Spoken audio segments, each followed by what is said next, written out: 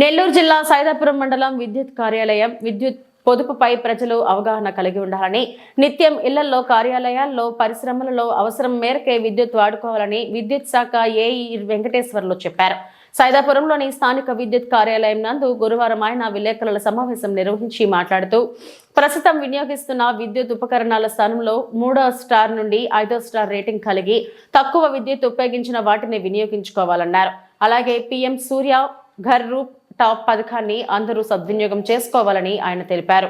సైదాపురం మండల విద్యుత్ వినియోగదారులందరికీ current office నుంచి మా తరపున విన్నపం ఏంటంటే, ప్రతి సంవత్సరం జాతీయ ఇంధన పొదుపు వారోత్సవాల్లో భాగంగా డిసెంబర్ 14 నుంచి డిసెంబర్ 20 వరకు ప్రతి మండలంలో, అదేవిధంగా ప్రతి గ్రామంలో కూడా విద్యుత్ పొదుపు వారోత్సవాలకు సంబంధించి అవగాహన సదస్సులు, అదేవిధంగా ర్యాలీస్ అన్నీ జరపబడతాయి.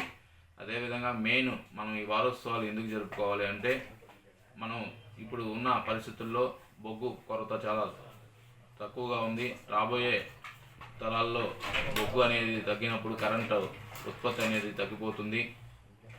కాబట్టి ప్రతి ఒక్కరూ ఇంధనాన్ని పొదుపు చేయవలసిందిగా, భావి తరాలకి అందించవలసిందిగా కోరుకుంటూ మనం